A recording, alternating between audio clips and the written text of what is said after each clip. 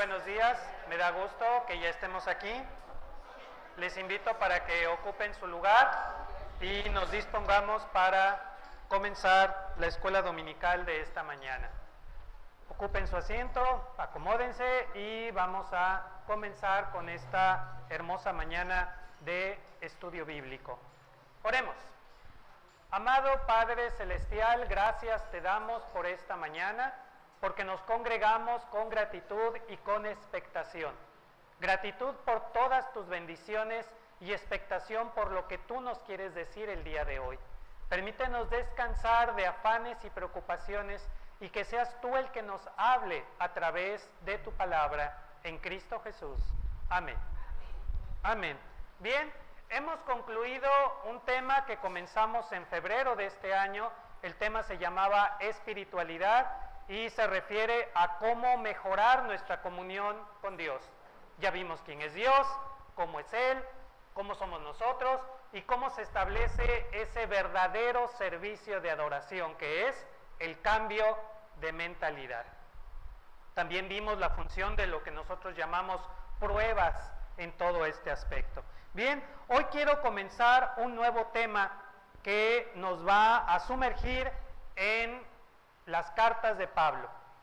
El tema que vamos a comenzar el día de hoy se llama Jesús según Pablo.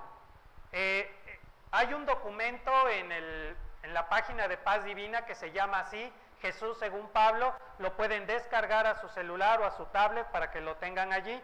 Físicamente ya se los daré dentro de algún tiempo. Ahorita no hay muchos recursos para sacar copias, pero en cuanto haya, les saco copias para que lo tengan. Son 30 páginas, pero solamente es una ayuda. Básicamente vamos a usar nuestra Biblia. El subtítulo es lo que Pablo escribió de Jesús en sus cartas como expresión de su reflexión personal. ¿Qué pensaba Pablo acerca de Jesús? ¿Cómo lo ve? ¿Cómo lo describe? Vamos a leer las cartas, obviamente no todas las cartas, pero esos versículos en los que particularmente enseña algo especial acerca de Jesús. Y lo vamos a hacer en forma cronológica, o sea, vamos a comenzar con la primera carta que escribió el apóstol Pablo, que es la primera carta a los tesalonicenses, y concluiremos el estudio con la segunda carta a Timoteo. O sea, no vamos a seguir el orden que está en sus Biblias, porque el orden que hay en sus Biblias es un completo desorden.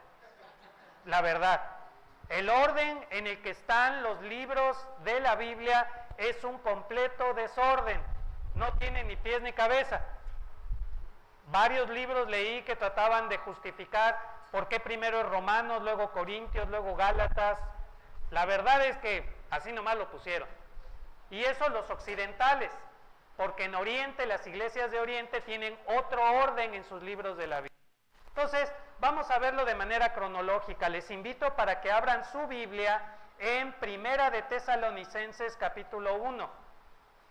Como son cartas, la terminación es femenina. Primera de Tesalonicenses. Es una forma abreviada. Su forma correcta sería la primera carta a los tesalonicenses. Se les llama tesalonicenses porque vivían en una ciudad que se llama Tesalónica, ¿verdad? En aquella época las iglesias no tenían nombre, no se llamaban Getsemaní, Monte de los Olivos, Oré, Puerta del Cielo, Paz Divina. En aquella época era la iglesia de Jesús en Tesalónica, en Corinto, en Filipos, en Tampico. Aquí sería la iglesia de Jesús en Madero, ¿verdad? Pero ya les ponemos nombre porque como hay un montón de iglesias aquí en Madero y luego no nos hablamos, ¿verdad? Pues entonces cada quien su nombre y cada quien su asunto, ¿verdad? Obviamente la iglesia cristiana en Tesalónica no era una iglesia con un templo. Eran un montón de congregaciones reunidas en casas. Podían ser 3, 5, 7, 20 congregaciones. Cada congregación tendría 10, 15, 20 miembros. Más o menos como las células. Algunos de ustedes están pensando, entonces eran células. Sí, eran células. Eran grupos de discipulado, eran congregaciones que se reunían en casas y cada una se reunía en diferente horario, en diferente día. A veces los cristianos nos ponemos muy intensos de que el domingo es el día del Señor y otros dicen que es el sábado. Pues los primeros cristianos se reunían el día que podían. Eso sí, todos los cristianos de una ciudad se reunían una vez al mes o una vez a la semana en domingo. En domingo, eso sí. Pero para los que defienden a capa y espada que eran los domingos, déjenme decirles una cosa. Se reunían los domingos en la madrugada, porque Jesús resucitó antes de salir el sol. Y en aquella época el domingo era como cualquier día de la semana, no era día festivo. Entonces los cristianos se reunían a las 5, 6 de la mañana a tener su servicio de gratitud y luego ya cada quien se iba a sus reuniones. Así que cuando algún cristiano intenso les diga que los cultos son los domingos, dígale sí, pero a las 5 de la mañana, reúnanse tempranito, celebren que Jesús resucitó, pero celébrenlo a la hora que resucitó, entre 5 y 6 de la mañana, a ver si siguen de intensos. Bien, eso es nomás para un panorama, cómo eran los primeros cristianos, eran más independientes en cuanto a estas tradiciones. ¿Vamos bien hasta aquí? Bien, primera carta a los Tesalonicenses, capítulo 1, versículo 1. Comencemos por el principio. Casi todas sus cartas van a comenzar igual, las de Pablo. Entonces, entendiendo la primera, se entienden todas las demás. Pablo, y sigue leyendo, a la iglesia de los tesalonicenses, en Dios Padre y Señor Jesús Cristo, gracia a ustedes y paz. Tal vez en su Biblia está ligeramente diferente, recuerden que yo uso otra traducción, pero vamos a explicarlo. Voy a explicar este versículo, el versículo 1 del capítulo 1 de Primera de Tesalonicenses. Lo más natural es que Pablo escribiese a la iglesia que está en la ciudad de Tesalónica, pero no se expresa así porque quiere enfatizar que la iglesia está en Dios Padre. Ya desde ahí, a veces en español no se percibe bien, pero en griego sí. Hay algo muy interesante. Gramaticalmente, Pablo debió de haber dicho la iglesia que está en Tesalónica, pero Pablo dice la iglesia que está en Dios Padre. En griego indica la locación del lugar, no de locos. La locación, el lugar donde se encuentra la iglesia. Y Pablo no hace referencia al lugar geográfico. Por eso es que Pablo no dice la iglesia en Corinto o la iglesia en Tesalónica. Dice la iglesia de los tesalonicenses, un trabalenguas. ¿Por qué? Porque quiere indicar que la iglesia está en Dios. Para Pablo es más importante la referencia al lugar espiritual, que es lo que importa. No importa si estoy en Corinto, Roma, o bueno, si estoy en Corinto sí importa. Si estoy en Corinto, Roma o Tesalónica. No importa, y estamos conectados en internet. ¿Sí? Bueno, saludos a los que nos ven por internet. ¿Sabes que no importa si estás en una iglesia metodista, bautista o presbiteriana? Eso no importa. Lo que importa es el lugar espiritual en el que estamos. La iglesia de Jesús está en la esfera de Dios. Eso es lo que importa. Lo que importa no es el templo, la denominación, el lugar geográfico. Lo que importa es en dónde estamos. La iglesia existe en la esfera de Dios. Entonces, una traducción interpreta correctamente. La iglesia de los tesalonicenses fundada en Dios. Lo primero que es importante para nosotros saber es que toda congregación ha sido fundada en Dios. El fundamento de una congregación es Dios. parece lógico, pero ¿qué significa? Que si no está Dios, pues, ¿qué estamos haciendo aquí? Y si está Dios, todo lo demás no importa, no importa.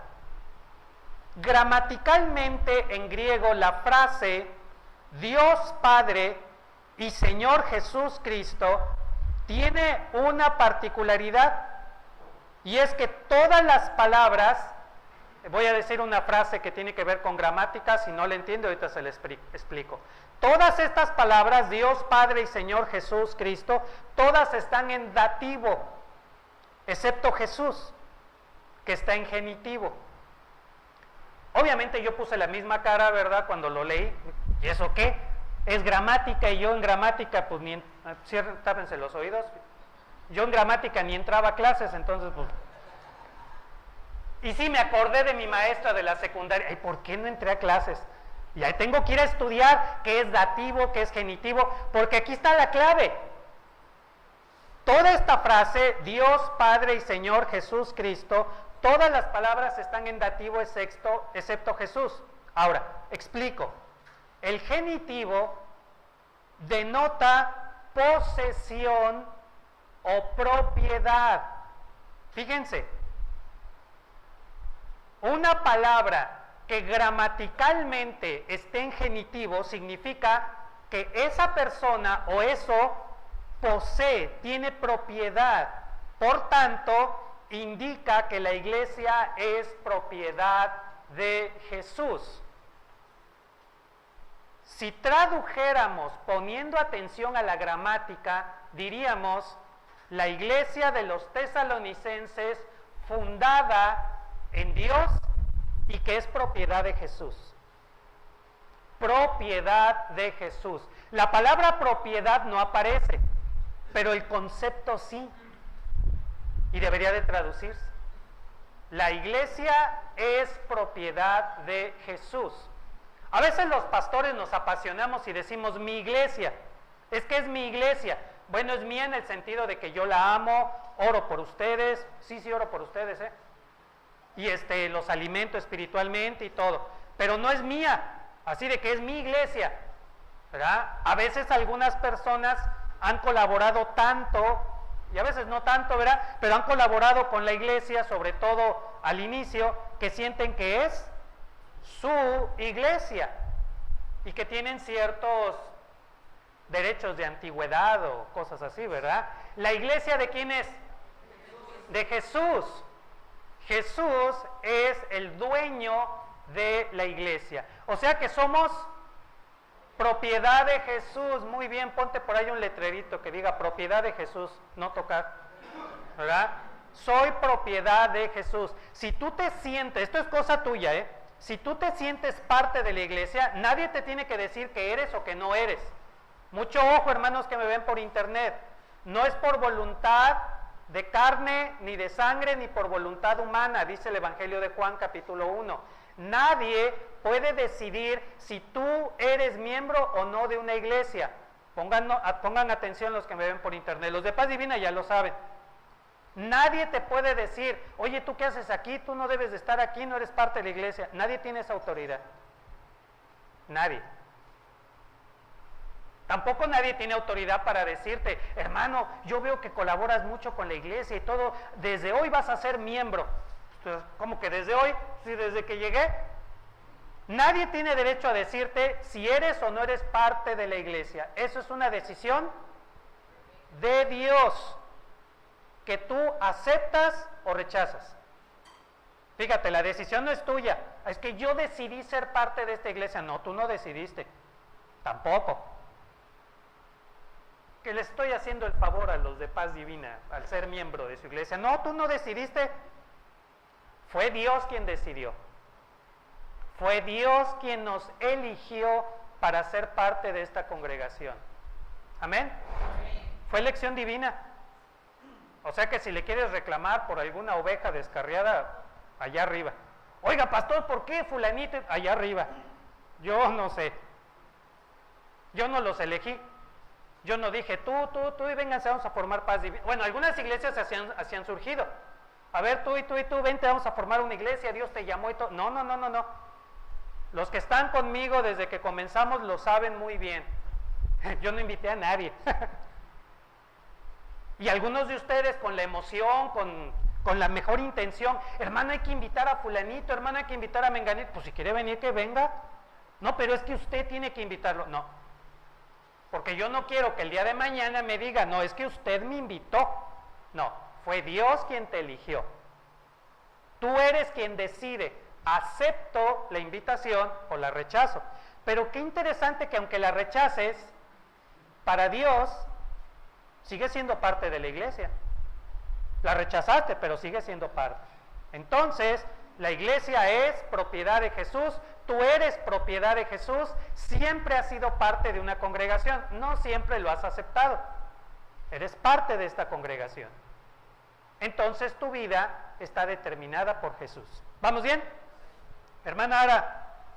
Entonces, nosotros cuando estamos en una congregación y nos salimos de esa congregación, no quiere decir que rechacemos a Dios.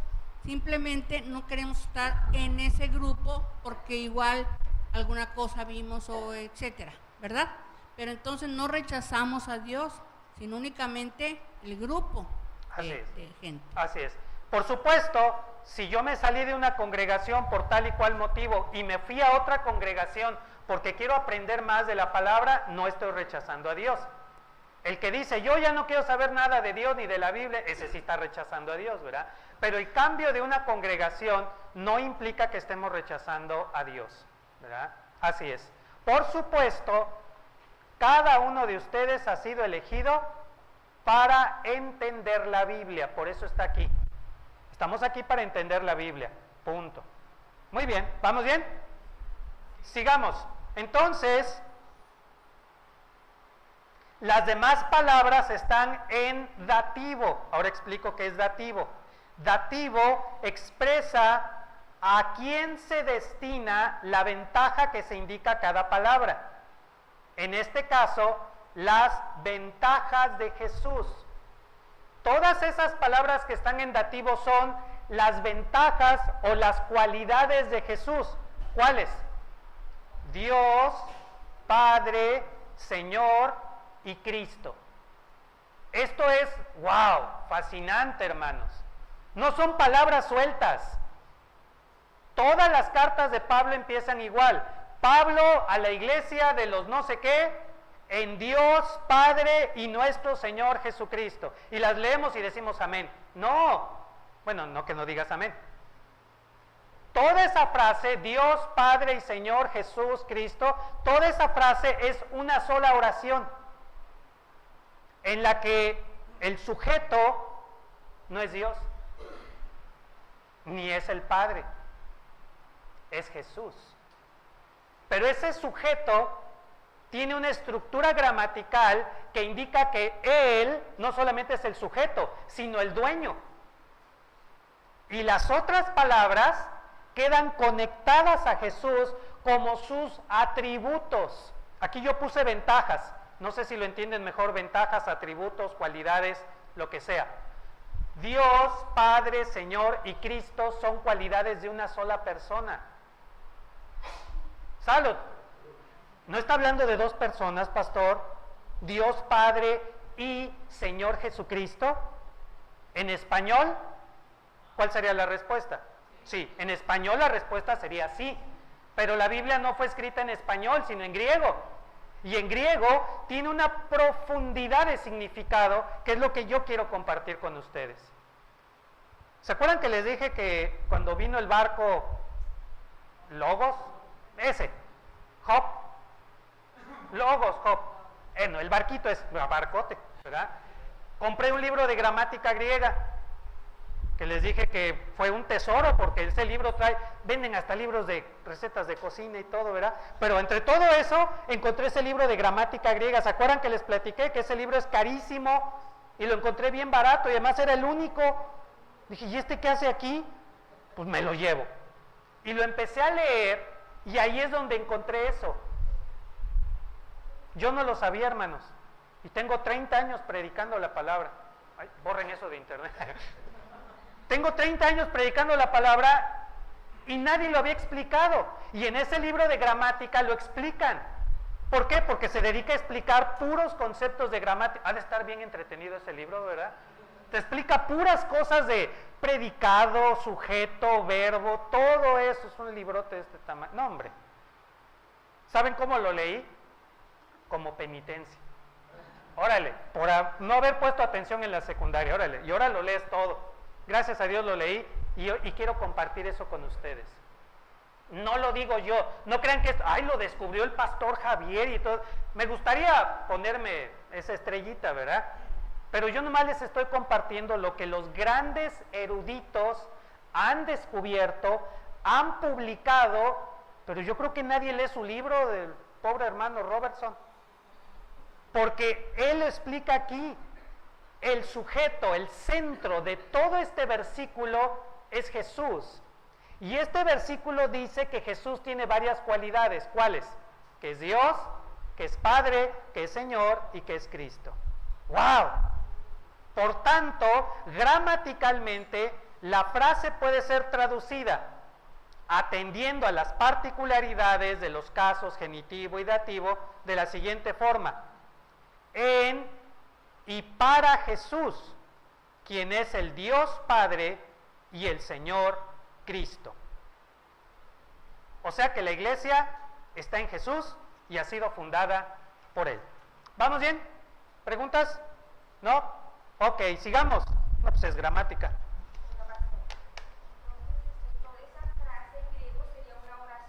Toda esa sería una oración.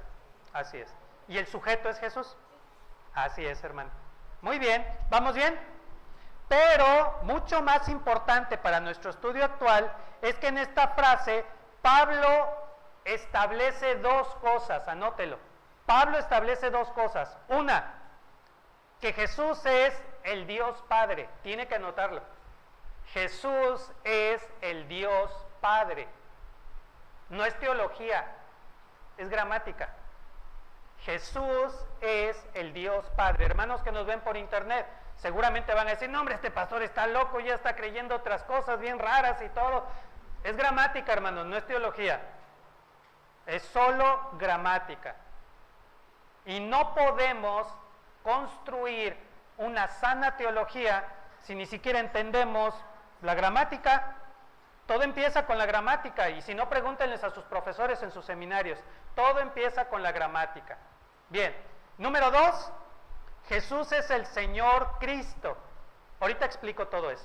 Pero estas son las dos cosas que Pablo establece en el encabezado de todas sus cartas. Cuando llegues a tu casa hoy en la tarde, después de estar con tus hijos un rato, ¿verdad? Empieza a revisar todas las cartas de Pablo y verás que todas empiezan casi igual. Pero en griego es la misma frase. En todas, ¿qué dice Pablo? Jesús es el Dios Padre y Jesús es el Señor Cristo. Explico cada una. Sí, Nati.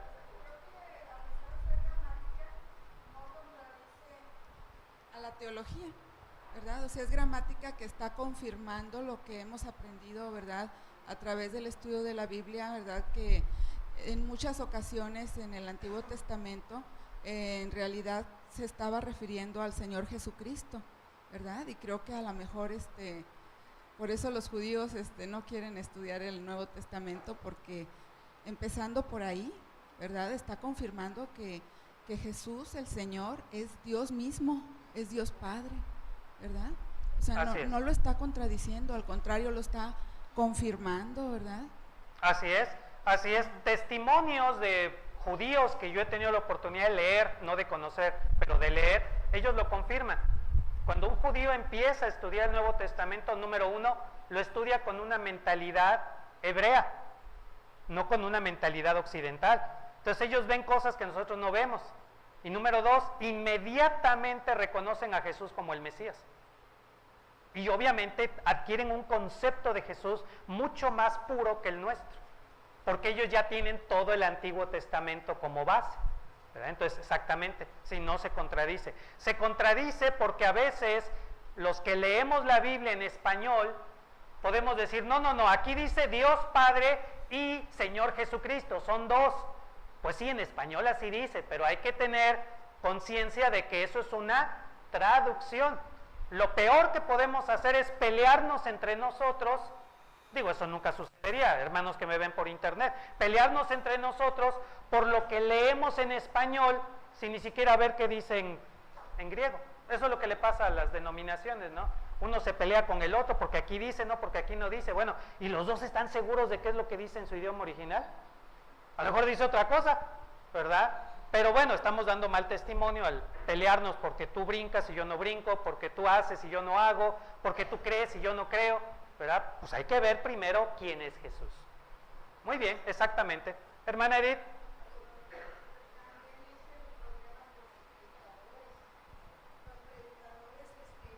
Enseñan y no somos cuidadosos en ir a casa a leer o a estudiar lo que se nos dijo desde el púlpito. ¿Cuántas veces nosotros dijimos, a los suyos vino y los suyos no le recibieron? Cuando no es así, es a lo suyo vino y los suyos no le recibieron. Y repetimos textos mal dichos precisamente por eso. Así es, los repetimos mal y se vuelve vicio y después ya dijimos otra cosa que no era. Efectivamente, muy importante lo que dice nuestra hermana. Hay que llegar a casa y revisar lo que nos está enseñando el pastor. A ver, bajar de internet estos apuntes, a ver, revisarlos, ver de dónde viene, preguntarle al pastor qué libro es ese que leyó o dónde está, ¿verdad? Y obviamente yo les digo que lo saqué de libros precisamente porque ustedes pueden buscar las fuentes y obviamente lo que yo no quiero es dar esa impresión de que no es que el pastor tuvo una revelación y nos dio cosas nuevas. No, son cosas que ahí estaban, eso es lo peor. Ahí estaban escritas. Les digo de cuándo es el libro de Robertson, de Gramática del Nuevo Testamento. Es de finales del siglo XIX. Es de 1890 y tantos, y la última revisión es de 1910, algo así. O sea, el libro es más viejo que la tía de Ubiges. Está bien viejito. Claro, no lo compré viejo, así tesoro. Tesoro me refiero al libro, no a sus hijos, ¿verdad? El libro se ha seguido imprimiendo edición tras edición, ¿verdad? Yo tengo una edición del 2010 más o menos, pero es el libro tal y como lo escribió este erudito, o sea, lo que él escribe no ha pasado de moda 100 años después. Ahora, como dice nuestra hermana Edith, ahí está la culpa de los predicadores, pues ahí están los libros, nomás léanlos, pero luego nos da flojera a los pastores leer, mejor vemos El Señor de los Cielos. Qué contradicción, ¿eh? Espero que no haya ningún pastor que me esté viendo por internet que ya lo haya balconeado y que resulta que sí está viendo, no El Señor de los Cielos, sino la otra, ¿cómo se llama? La reina de no sé dónde, ¿verdad? Ese está peor, ¿verdad? Edgar.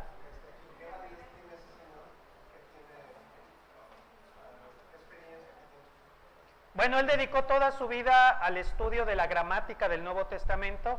Él hizo un análisis de cada palabra de todo el Nuevo Testamento. Él fue profesor del Nuevo Testamento toda su vida y a lo largo de 100 años sus libros se han publicado una y otra vez. Si se publican quiere decir que se agotan las ediciones. Si se agotan las ediciones quiere decir que se venden. Entonces, esas cosas nos ayudan a saber la validez que tiene lo que él está diciendo.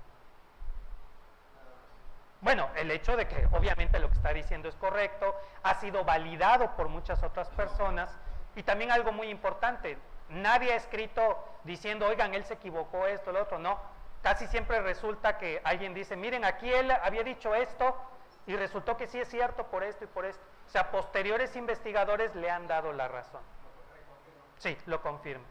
Sí. Muy bien, ¿vamos bien? Sigamos. Voy a explicar los títulos. No están en orden, pero sí en orden de importancia. El título Señor. A Jesús en el Nuevo Testamento constantemente lo llaman Señor.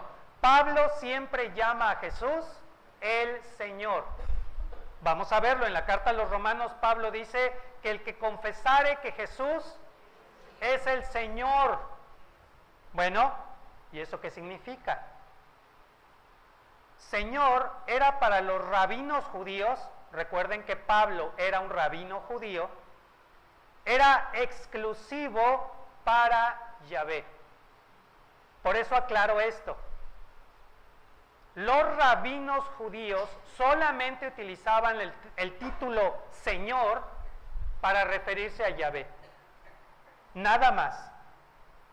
Y Pablo era un rabino. O sea, no hay confusión, no es de que Pablo tomó el título y se equivocó y todo. No, no, no. Pablo era Pablo. Fariseo de fariseos, doctor en teología, maestro de rabinos. Él no se estaba equivocando, él sabía perfectamente lo que estaba diciendo. El título en hebreo es Adonai. Adonai es el título reservado exclusivamente para Yahvé.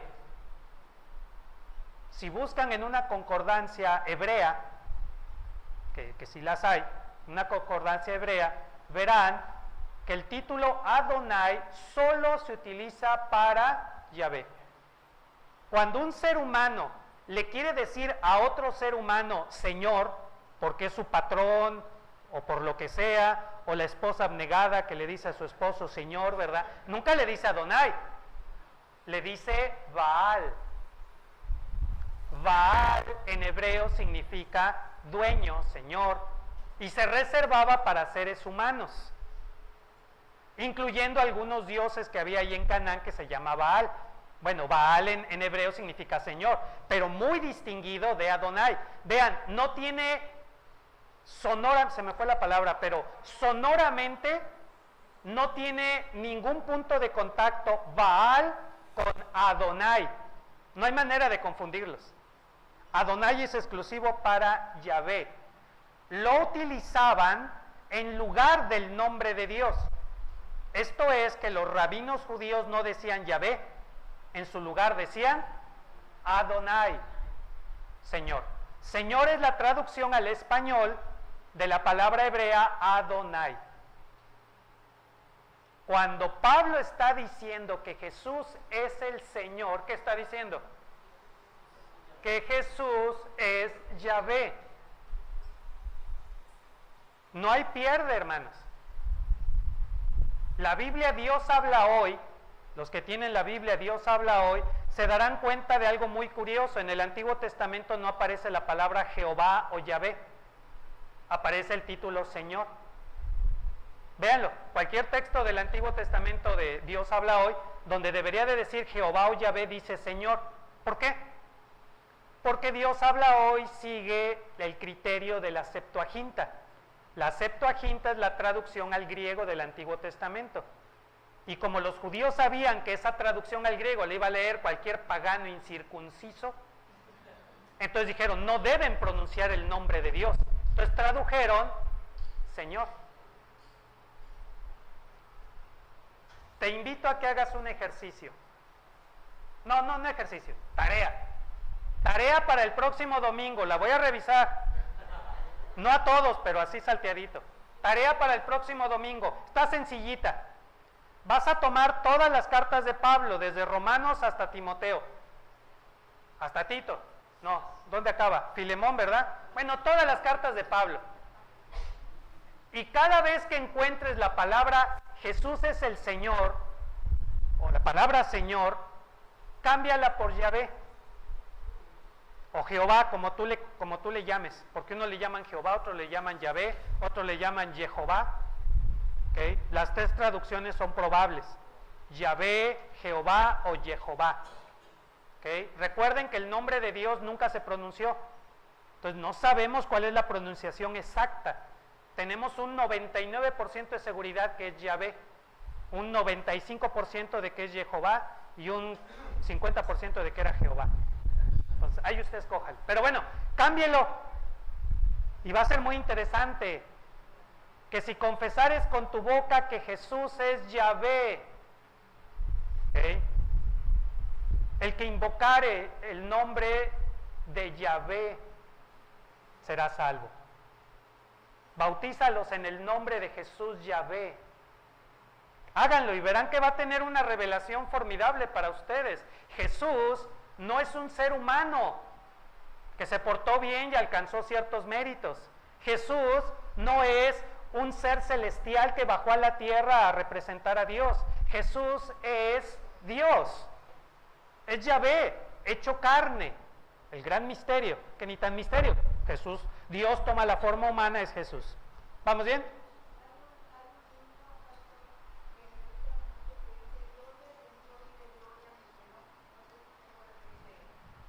Sí, así es.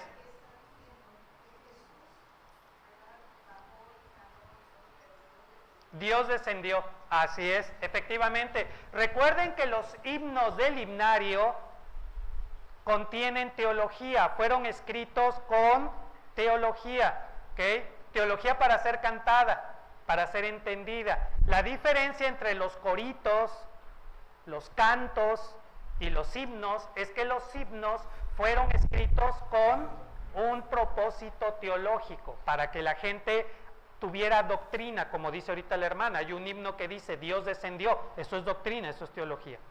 ¿Vamos bien? Sí, vale. Bueno, yo tengo ahí una pregunta. Sí. En cuanto Jesús estaba sobre la cruz, bueno, ya cuando él dice, Dios mío, ¿por qué me has abandonado? Ahí la frase estaba diciéndola como humano, como Dios, Así Jesús, es. como Yahvé. Así es, le estaba diciendo como humano, no porque él no sintiera a Dios, él es Dios, ¿verdad? Jesús estaba diciendo esa frase por dos razones. Una, porque está citando el Salmo 22, eso viene en el Salmo 22, y Jesús en ese momento se identifica con los seres humanos en la peor de las condiciones. La peor condición del ser humano es cuando se siente tan abandonado que cree que ya ni siquiera Dios está con él. Dios mío, ¿por qué me has abandonado? Muchos ni siquiera han dicho esa frase, pero es eso que cuando tocamos fondo, cuando ya estamos en lo más bajo, que ya sentimos que nadie nos quiere, que nadie le importamos ni nada, esa sensación de vacío la experimenta Jesús como humano, por eso lanza el grito, y lo lanza para que nosotros jamás tengamos que hacerlo, ¿verdad? Entonces es más poesía que gramática. Sí. Muy bien. Sí, es correcto, así está traducido, es correcto. Sí, así es. Es como humano que él está experimentando algo que nunca había sentido como Dios, ¿verdad? Que es su propia ausencia, ¿verdad? A veces, algunos de nosotros hemos vivido una situación tan crítica que decimos, es que no soy yo. Es como si yo fuera otra persona, ¿verdad? No puedo describirlo con palabras, pero usted ayúdeme, si usted ha vivido algo así lo puede entender, que ha vivido una situación tan trágica, tan horrible, tan dolorosa, tan terrible, que incluso siente que no es usted mismo, o que ha hecho algo tan grave, tan diferente a lo que usted es, que siente que es otra persona. ¿Dónde estás, oh pastor Javier? Mírate nada más en este hoyo de soledad y desesperación, jamás te hubiera visto así. Y estoy hablando conmigo mismo, ¿no? Cualquiera me diría, pues si tú eres Javier, nomás que como de pastor no te veo nada, estás tremendo hoyo, ¿no? Pero si yo he estado en una situación tan profunda, puedo yo desconocerme a mí mismo. Es lo que está sintiendo Jesús. Hermano. Sí. Sí. Se refirió a Dios como Adonai. Así es, ahí le está refiriéndose a él como Adonai. Muy bien, ¿vamos bien hasta aquí? ¿Tenía otra pregunta, hermano? ¿No? Ok, muy bien, sigamos.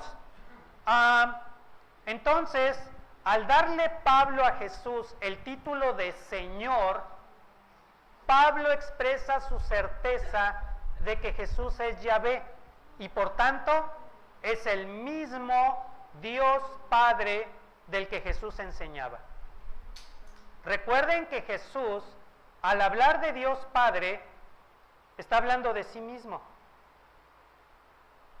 Es como cuando entre semana les digo, a ver, ¿qué dijo el pastor el domingo?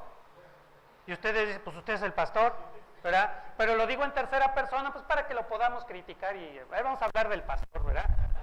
Es lo que hacía Jesús. Jesús hablaba de Dios como si fuera otra persona. Algunos me han dicho, ¿y por qué Jesús no habló de Dios diciendo que Él es?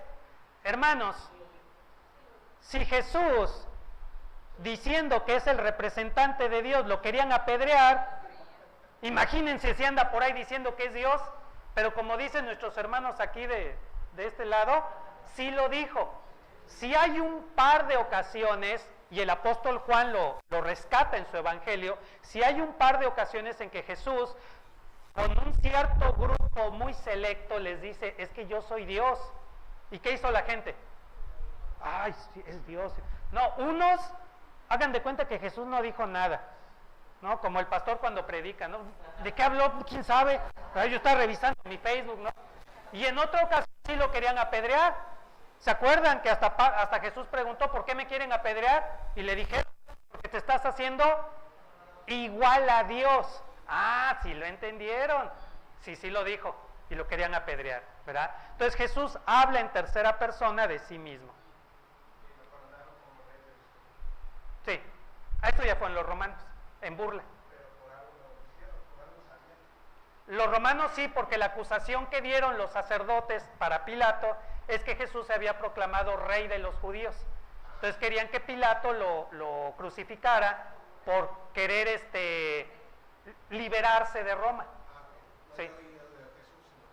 Así es. Sí, no fue por algo que dijera Jesús, sino por la acusación de los sacerdotes. Me confundí. Sí, que el mismo Pilato dijo, pues que diga que es rey, pues ¿qué? Usted puede decir que es rey y no pasa nada, ¿no? O sea, es un problema hasta que empieza a levantar a la gente en armas, ¿no? Es como si yo dijera, ¿verdad?, que el candidato electo, ¿verdad?, es espurio, ¿verdad?, que yo soy el verdadero presidente de la república, ¿verdad?, porque los votos me favorecen. Pues yo puedo decir eso, es más, tengo entendido que la Constitución me lo permite, yo puedo decirlo. ¿Y qué pasa? Nada, hubo un cuate que 6 años estuvo diciendo que él era el legítimo presidente y no pasaba de que la gente se riera, porque no estaba cometiendo delito. Yo una vez dije, bueno, ¿y por qué no lo meten al bote si está diciendo? Y ya alguien me explicó, un abogado, dice, es que no está cometiendo delito. Delito es cuando invita a la desobediencia pública, eso sí no, ¿verdad? Entonces igual pasaba con Jesús. Cuando Pilatos ve a Jesús todo desvelado y todo ahí golpeado, y este es el rey, pues es que sí dijo que era el rey, pues yo nunca lo he visto en una manifestación. No veía la acusación, pero los soldados romanos oyeron la acusación y por eso lo coronaron de espinas. Y al final fue profético, porque sí dice la Biblia que iba a ser coronado rey. Hermana Edith.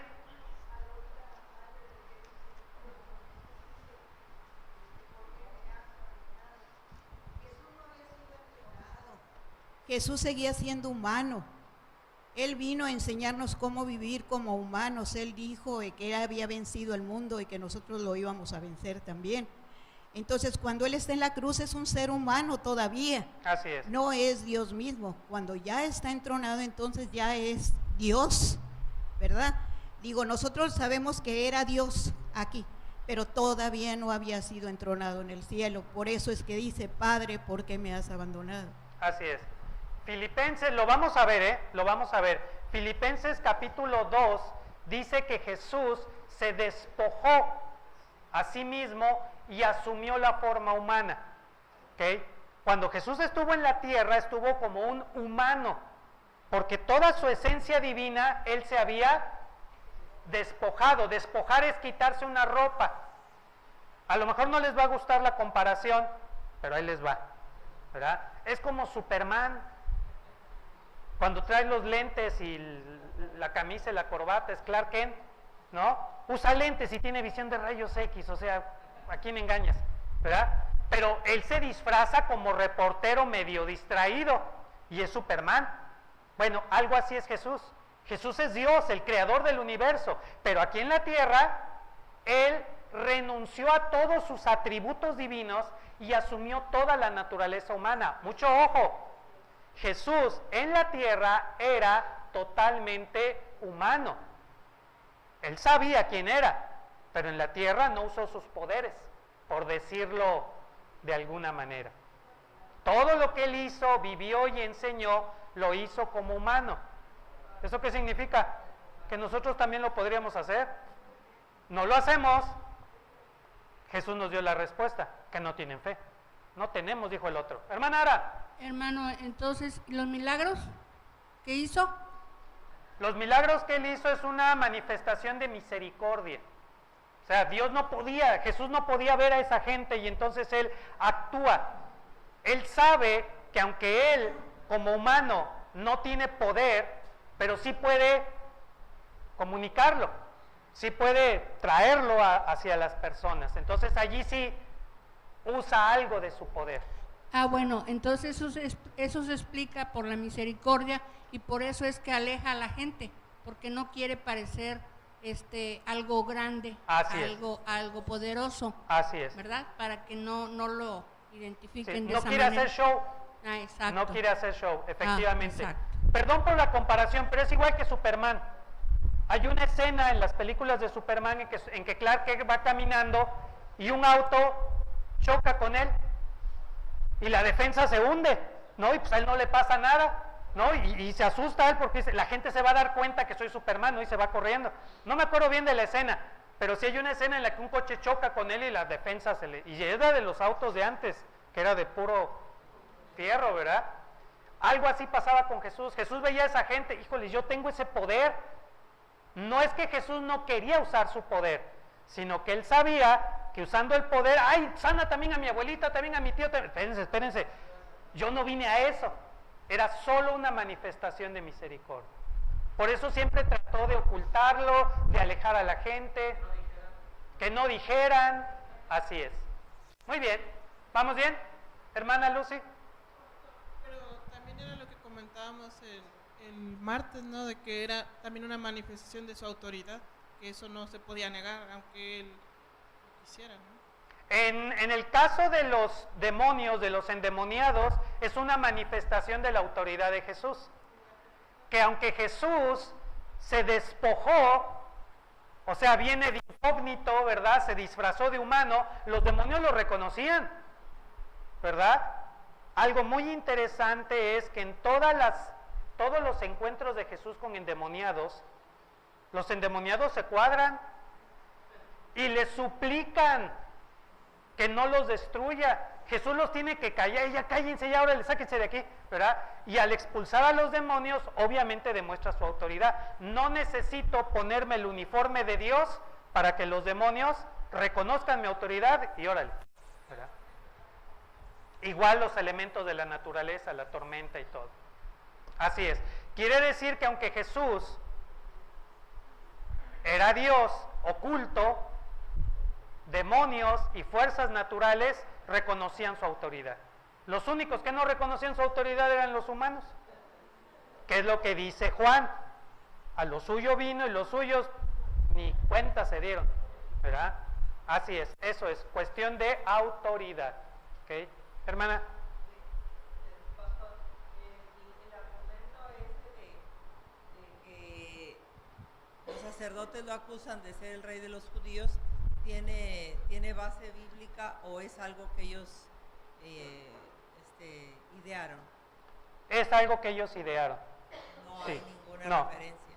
No. Hay obviamente profecías en Isaías y en otros profetas que hablan de un Mesías rey, ¿verdad? Pero ellos no basaban su acusación en eso. La acusación sobre Jesús fue herejía, que se hizo igual a Dios, ¿verdad? Ese era el caso. Oculto estaba una acusación mucho más grave. Jesús viene a decir que nuestra religión no sirve. Esa era la verdadera preocupación de sacerdotes y fariseos. Que Jesús había públicamente dicho que la religión no sirve. Pero no podían acusarlo así. Entonces lo acusaron de blasfemia. Acusado de blasfemia, merece la muerte. Pero entonces los sacerdotes pensaron, si nosotros lo matamos, nos echamos al pueblo encima y lo convertimos en héroe, en mártir, en profeta.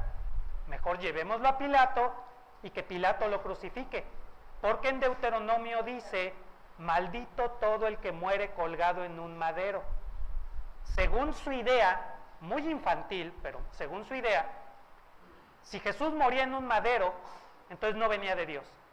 porque Dios no permitiría que su hijo o que su profeta muriera en un madero. Ningún profeta murió en un madero, murieron apedreados, pero nunca en un madero. Entonces es lo que ellos decían: si en el futuro la gente nos dice, oye, es que Jesús y todo, no, Jesús terminó colgado por los romanos. Haber quedado muerto por los romanos, según ellos, implicaba que no era de Dios. Entonces tuvieron que cambiar la condena, porque si llegan con Pilato y le dicen, oye, es que anda diciendo que nuestra religión no sirve, ¿qué les diría Pilatos? No, pues yo también pienso que su religión no sirve. O sea, la buena es la nuestra, la de los romanos, ¿no? El único Dios es Zeus. Es lo que diría Pilatos, ¿verdad? Entonces tuvieron que cambiar la acusación y decir que Jesús se había proclamado rey y que estaba alborotando al pueblo. Esa fue la acusación, pero para poderlo mandar matar. Pero no tenía base bíblica. Muy bien, ¿vamos bien? Sí. ¿Por qué? ¿Qué cosas? ¿Por qué Dios mandó a Jesús a corregir la religión de los judíos y no a otras religiones que están en el mundo? Ahorita estaba pensando en eso cuando dijiste los romanos tenían su propia religión.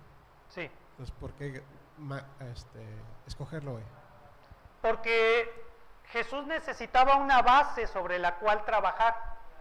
La base era el pueblo de Israel, no porque fuera un pueblo especial, sino porque ellos tenían la revelación, la palabra.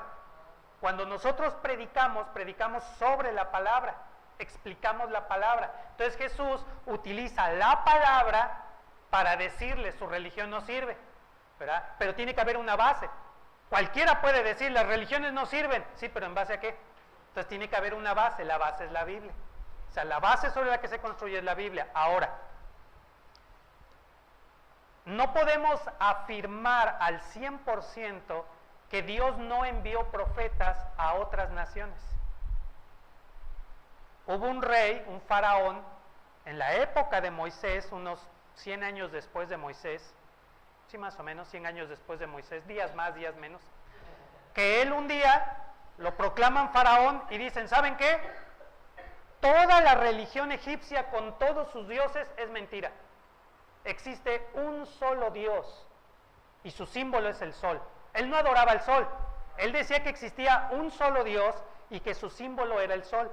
Mandó cerrar todos los templos y trasladó la capital a otra ciudad donde se adorara exclusivamente a ese Dios único. Algo que muchos no saben es que este rey proclamó que la voluntad de ese Dios único es amar al prójimo. O sea, tú lo lees y, oye, ¿este era profeta? No le fue muy bien al final, ¿verdad? Porque se le echó encima la religión. Pero, ¿quién le dijo eso a ese hombre? Tuvo que haber habido una iluminación divina. Otra historia. Un barquito llega a Veracruz. Por allá, en el año 1000 de nuestra era, o incluso antes, no, antes, mucho antes. Un barquito llega a Veracruz, o una balsa, y de ahí baja un hombre, así como tú, barbado, ¿verdad? Blanco, de tez blanca, barbado, ¿verdad? Y empieza a predicarle a la gente. Y le empieza a decir, existe un solo Dios. No tiene ninguna representación humana. No puedes hacerle una estatua, un monumento. Este Dios no requiere de sacrificios ni de ofrendas de sacrificios. No requiere de sacrificios. Y lo único que quiere es que aprendamos a vivir como hermanos. Además, este hombre les enseñó a usar el maíz, a hacer tortillitas, todo esto, ¿verdad? Con el tiempo, ¿verdad? Este hombre recorrió todo lo que es Veracruz, lo que era, en aquella época era la cultura olmeca, fue por el centro, llegó a Teotihuacán, bajó hasta los mayas y se fue hasta Perú. O sea, era viajero el chamaco, ¿verdad? Obviamente, y aparentemente regresó, hizo el recorrido de ida y vuelta, llegó a Veracruz y dijo, bueno, como MacArthur, volveré, ¿verdad? Agarró su barquito y se fue. Cuando él se va, la gente empieza a crear mitos acerca de él. Y entre esos mitos surgió la idea de llamarlo la serpiente emplumada. No sé por qué la serpiente y no sé por qué emplumada, pero de repente se convirtió en la serpiente emplumada y de repente todo el mundo empezó a adorarlo como Dios. ¿Te imaginas ese pobre? Les dije que no, que nada más existe un solo Dios. Terminaron a adorarlo. Pero los arqueólogos, los antropólogos mexicanos tienen suficiente evidencia de que el Quetzalcóatl original era un ser humano y que vino predicando algo completamente radical y que claro, todos lados lo corrían porque pues imagínate los sacerdotes, ¿verdad? Bien nutridos de todas las ofrendas y sacrificios y que diga este hombre y les diga, no, Dios no quiere nada de eso, lo que quiere es que convivamos en paz. ¿Cuál paz? Ni paz a él, órale, ¿verdad? Entonces, ahí tenemos dos ejemplos de personas que no eran judías, que aparentemente no conocieron la Biblia y que dicen exactamente lo que dice la Biblia, lo que dijo Jesús. Entonces, esos son los que sabemos. ¿Cuántos otros seres humanos tuvieron un encuentro con Dios, con el verdadero Dios, y salieron por el mundo a anunciarlo? La historia que conocemos, recuerda que está truqueada, no es la historia verdadera, hay otra historia detrás, ¿verdad? Entonces, igual pudo haber sido Jesús, por supuesto que sí. Él tiene la capacidad de volverse a encarnar y ir a donde quiera. Este es su planeta, ¿verdad? Sí, sí hay personas que no, Jesús vino con los judíos y punto y nada más. ¿Y por qué lo limitas? Pues sí, él es Dios, ¿no? Así es. Y ese documental también lo vi, lo de Egipto. ¿Mande? Lo de egipcio lo vi el documental también, que quitó toda la religión y dijo un solo Dios. Ah, ok, sí, hay un documental de eso. No sabía, y si es cierto, puede ser Jesús. Sí. Gracias. Muy bien. Hermana, al fin, la hermana ya está, pero sí. Sí, hombre, ya se le entumió el brazo. Hay una explicación para lo de la serpiente emplumada. Al parecer por ahí, en algunos de los estudios dicen que probablemente este hombre, que pudiera haber sido de los vikingos, llegó por medio de un naufragio. La costumbre entre los marinos era amarrarse al mástil para sobrevivir en el oleaje. Entonces piensan que él llegó, el mástil llegó a la playa con él amarrado y que en determinado momento las gaviotas cubrieron el palo ese, y cuando los indígenas llegaron a recoger los restos del naufragio, pues se levantaron las gaviotas y lo que encontraron ahí fue el cuerpo de este personaje. Lo curaron, limpiaron, y a partir de ahí surge este mito. Gracias, hermana. Efectivamente, Quetzalcóatl llegó en un naufragio y es una explicación bastante razonable porque en todo el continente americano a las personas les ponen el nombre según la circunstancia en la que lo encuentran, como el Danza con Lobos y todo eso. O sea, es bastante interesante la explicación. Muy bien, ¿vamos bien hasta aquí? Nada más expliqué la primera palabra, Señor, ¿ok? Nos falta la de Cristo, ¿ok? Nada más para adelantarnos un poquito. La mayoría de nosotros decimos Jesucristo y muchas Biblias así dicen Jesucristo, es un error de traducción. El Nuevo Testamento en griego dice Jesús Cristo. Jesús es el nombre, Cristo es un título. Cristo no es su apellido y no se llama Jesucristo, es Jesús Cristo. Cristo es un título que lo vamos a ver la próxima semana. Pero por hoy le dejamos aquí para seguir disfrutando de esto. Recuerden, esto va a estar en internet, estas hojas, este estudio, en la página de Paz Divina como un PDF, lo puede bajar, lo puede imprimir para que usted lo lea, le puede borrar mi nombre y poner el suyo para presumir ahí de que miren lo que estudié y todo. Les digo a los de internet, por si algún pastor anda ahí de que dicen que no estudio, bueno, ahí tienes material. Gracias por su atención.